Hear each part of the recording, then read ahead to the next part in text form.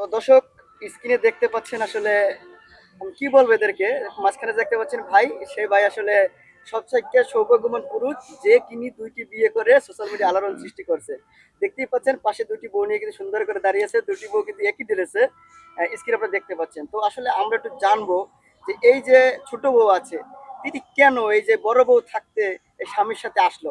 আপু একটু বলেন তো আসলে কিভাবে কি ঘটলো। এই যে আপনি জানেন যে আপনি এখন যাকে বিয়ে করছেন তার একটা বাচ্চা আছে, এই যে বউ আছে, তারপর আপনি তার কাছে আসলে একটু বলেন। ভালোবাসা তো আর এই সমস্ত কিছু দেখে না। হ্যাঁ, যেহেতু আমি ভালোবাসতাম আর আমি জানি ওর বউ আছে, বাচ্চা আছে, তখন ওর বউর সাথে কথা বলি।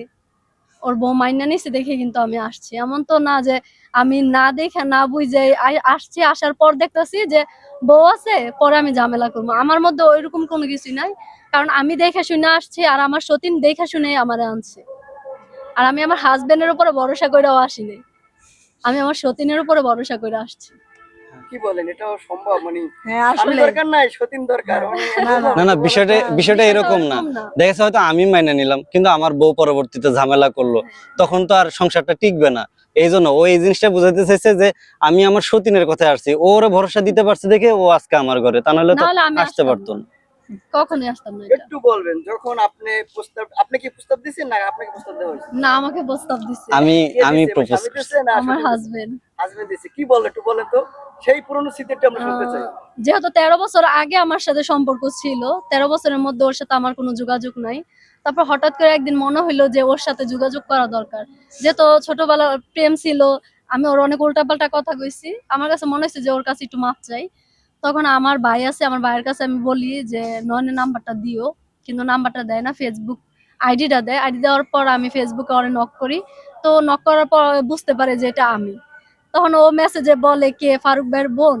আমি বলছি হ্যাঁ। পরে ভালো মন্দ জিজ্ঞাসা করার পরে ও বলে যে তোমার হাজবেন্ডের সাথে যে তোমার ডিভোর্স হয়ে গেছে এটা কিন্তু আমি জানি, আরো 3 বছর আগে তোমার ডিভোর্স হয়েছে। এখন এত কিছু বুঝি না, আমি তোমার বিয়ে করতে চাই, যদি তুমি রাজি থাকো। তো আমি বলছি তোমার বউ আছে, বাচ্চা আছে, তারা কি মাইনে নিবে বিষয়টা? তখন ও বলছে যে তুমি আমার বউর সাথে কথা বলো। আমি তারে মানাইতেছি, আর সে মাইনে নিব না, কারণ সে আমার বলছে যে তার একটা সতীন লাগবে। আর যেহেতু তুমি আইছো, আমি তো রাজি হই নাই। ও আমার অনেক বলতো যে ও আমার আরেকটা বিয়ে করাইবো, কিন্তু আমি রাজি হই নাই। যেহেতু মানুষটা তুমি, এই কারণে আমিও রাজি, আমি তোমার বিয়ে করবো। তারপর যখন আমি আমার সতীনের সাথে কথা বলি, কথা বলার পর দুজনে অনেক কথা হয়েছে। প্রায় 3 মাস আমাদের যোগাযোগ আছিল, 3 মাস আমরা কথা বলছি ফোনে। ফোনে ফোনে কথা বলার পর মনে হয়েছে যে না, এখন আমাদের এই সম্পর্কটা বিয়ে পর্যন্ত নেওয়া যায়। তারপরে বিয়েটা হয়েছে। প্রথম যখন আপনার স্বামী, মানে এখন যে স্বামী বর্তমান, সে যখন বললো যে তোমাকে আমি বিয়ে করতে চাই, মানে তখন জিনিসটা কেমন লাগলো একটু বলেন তো। তখন বিষয়টা আসলে মানে মানতে পারি না। আল্লাহ কয় কি, এটা কি হয় যার বউ আছে, বাচ্চা আছে, সে আমার বিয়ে করব? আর আমার মাথার মধ্যে কোনোদিনে এটা ঢুকে নাই যে আমি একটা বিবাহিত ছেলের কাছে যাবো। হ্যাঁ, তার বউ বাচ্চা আছে, বিবাহিত ছেলে বলতে মানে বউ নাই ওটা ঠিক আছে, কিন্তু বউ বাচ্চা আছে ওইরকম পুরুষের কাছে যাবো, এরকম চিন্তা ভাবনা ছিলই না। তখন আমি ওরে বলি, দেখো আমি কোনোদিনই এটা ভাবতে পারি না যে একজন, তোমার বউ আছে, বাচ্চা আছে, আমি এটা দেখে শুনে আমি ওই সংসারটা নষ্ট করব। তখন ও বলে যে সংসার নষ্ট করার কি আছে, আমি যদি আমার বড় বউ ছাইড়া দিতাম তাহলে এটা সংসার নষ্ট করা।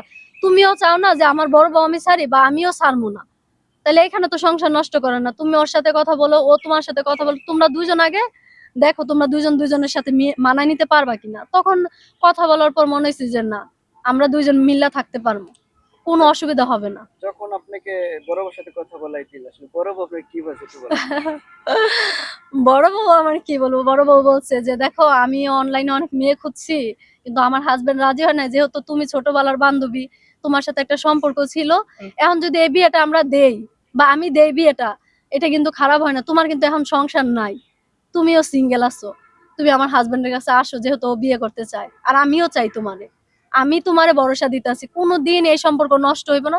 পর আমি বললাম দেখো, সমাজে তো এরকম অনেক সতীনে সতীনে ঝগড়া হয়, মারামারি হয়, এই সতীন ওই সতীনে দেখতে পারে না। আমি কিন্তু এগুলো সহ্য করতে পারবো না, কারণ এগুলো দেখে আমি অভ্যস্ত না, বা এগুলা আমি সহ্য করতে পারবো না। আমি অনেক মানে আমি মানুষটা জানি কেমন, মানুষ অল্পতেই অনেক কষ্ট পাই। তখন আমি ওরে সবকিছু বলি, বলার পর ও বলছে তুমি আমারে ভরসা করো, তুমি আমারে ভরসা করো, তুমি আসো। তখন আমি ওরে ভরসা করে আমি আসছি।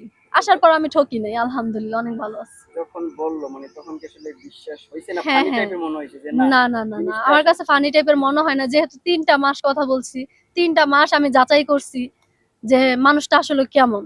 আমি আমার হাজবেন্ডেরও যাচাই করছি, ওর সাথে যে ছোটবেলা থেকে আমার সম্পর্ক, তারপরে ওরা আমি জাজ করছি, কারণ আমার কাছে মনে হচ্ছে সারাটা জীবন থাকতে হইব ওর সাথে, যেহেতু একটা বউ আছে, বাচ্চা আছে, ওইরকম ভাবেই আমি তাদের সাথে কথা বলছি, বলার পর যে না, এই সম্পর্কটা বিয়ে পর্যন্ত নেওয়া যায়।